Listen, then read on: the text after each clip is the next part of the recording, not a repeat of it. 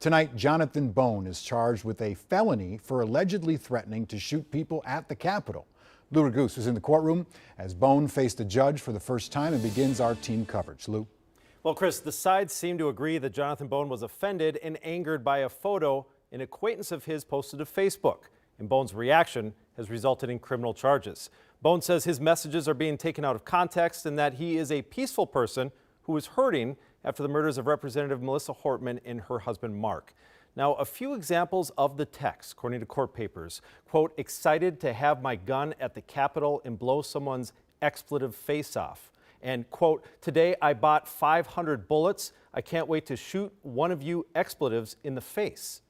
According to court papers, the recipient of the text told police he had changed his Facebook profile pic to a photo of President Trump dressed as a king, the same day No Kings protests were planned across the country, which was also the same day Representative Melissa Hortman and her husband were murdered. The man believes that's what angered Bone. Bone's attorney says his client had no intention of acting out on what he said in the text.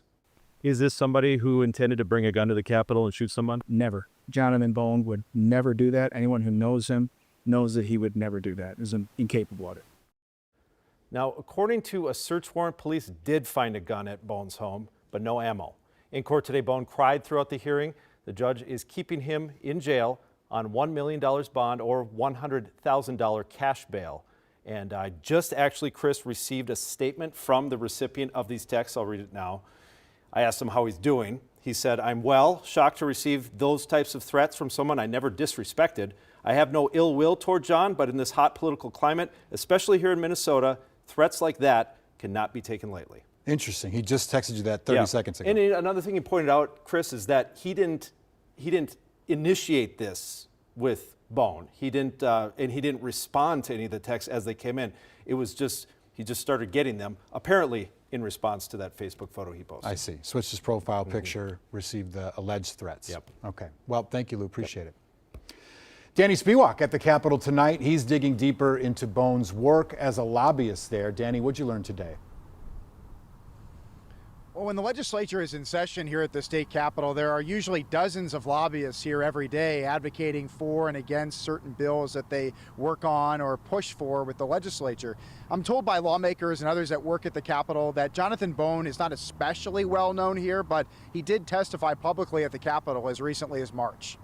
My name is Jonathan Bone. I represent the Interfaculty Organization. On March 25th, Jonathan Bone testified in both the House and Senate Higher Education Committees to advocate for a bill that would provide more health benefits to adjunct college faculty members. The goal of this bill is really simple. It's to expand eligibility for our adjunct faculty. State campaign finance records show Bone has been registered as a lobbyist for the Interfaculty Organization since 2015, a union representing thousands of faculty in the Minnesota state system. The Interfaculty Organization lists Bone on its website as the Director of Public Affairs, saying that in the halls of the Capitol, Jonathan is regarded as a well-connected advocate. According to the Carver County Sheriff's Office, Bone's threatening text messages did not mention any legislators by name, but the constituent who received the texts reported being concerned regarding the threats because he was aware defendant was a lobbyist that is frequently at the Capitol. This issue came to light after the content of the texts were forwarded to GOP Representative Jim Nash, who then notified law enforcement and the House Sergeant-at-Arms. With legislators already on high alert, House Speaker Lisa Demuth said earlier this week that she had been in regular contact with the Sergeant-at-Arms. Members that are serving in elected capacity